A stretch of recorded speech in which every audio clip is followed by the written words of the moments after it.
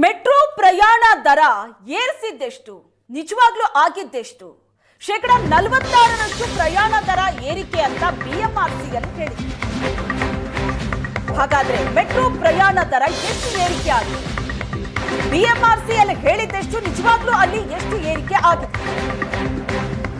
ಶೇಕಡ 100ರಷ್ಟು ಪ್ರಯಾಣ ದರ ಹೆಚ್ಚಳ ಅಂತ ಪ್ರಯಾಣಿಕರು ಆಕ್ರೋಶ ವ್ಯಕ್ತಪಡಿಸ್ತಾ ಇದ್ದಾರೆ. ಬಹುತೇಕ ಕಡೆ ಮೆಟ್ರೋ ಪ್ರಯಾಣ ದರ ಡಬಲ್ ಆಗಿದೆ. 30 ರೂಪಾಯಿ ಇದ್ದ ಹಳೆ ಪ್ರಯಾಣ ದರ ಈಗ 60 ರೂಪಾಯಿ.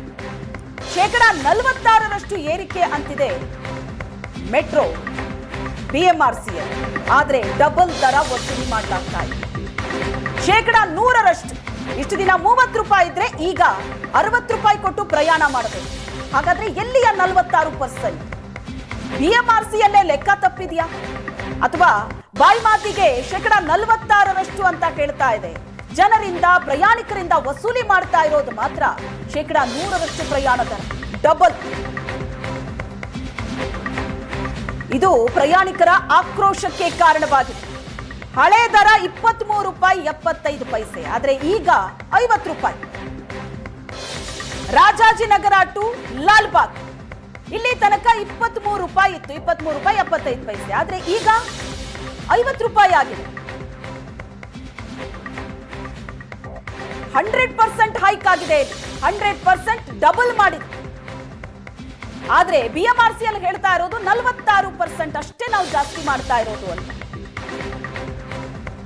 27 ರೂಪಾಯಿ 25 ಪೈಸೆ ಏರಿಕೆ ಆಗಿದೆ.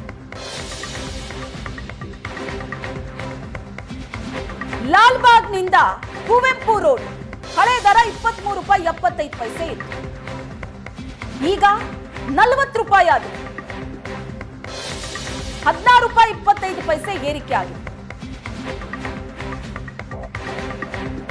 ಕೆಆರ್ ಮಾರ್ಕೆಟ್ನಿಂದ ಕುವೆಂಪು ರೋಡ್ಗೆ 19 ರೂಪಾಯಿ ಇತ್ತು, 30 ರೂಪಾಯಿ ಆಗಿದೆ. 11 ರೂಪಾಯಿ ಏರಿಕೆ ಆಗಿದೆ. ಪ್ರಯಾಣ ದರ ನೋಡಿ ಜನ ಶಾಕ್ ಆಗಿದ್ದಾರೆ. ಮೆಟ್ರೋ ದರ ದುಪ್ಪಟ್ಟಾಗಿದೆ. ಇಲ್ಲಿ ಬಿಎಂಆರ್ಸಿಎಲ್ ಹೇಳ್ತಾ ಇರೋದು ಶೇಕಡ 46ರಷ್ಟು ಪ್ರಯಾಣ ದರ ಏರಿಕೆ ಮಾಡಿದೀವಿ ಅಂತ. ಆದ್ರೆ ಟಿಕೆಟ್ ತೆಗೆದುಕೊಳ್ಳುವಾಗಲೇ ಗೊತ್ತಾಗ್ತಾ ಇದೆ 1 to ಡಬಲ್ ಆಗಿದೆ ಅಂತ. ಕುವೆಂಪು ರೋಡ್ನಿಂದ ಜೆಪಿ ನಗರ 33 ರೂಪಾಯಿ ಇತ್ತು, ಈಗ 50 ರೂಪಾಯಿ ಆಗಿದೆ. ಹತ್ರ 17 ರೂಪಾಯಿ ಏರಿಕೆ ಆಗಿದೆ. ಬಹುತೇಕ ಕಡೆ ಮೆಟ್ರೋ ಪ್ರಯಾಣ ದರ ಡಬಲ್ ಆಗಿದೆ.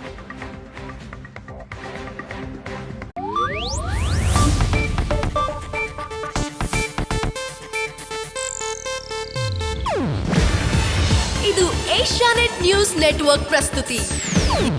ನೀವು ನೋಡ್ತಿದ್ದೀರಾ ಏಷ್ಯಾನೆಟ್ ಸುವರ್ಣ ನ್ಯೂಸ್.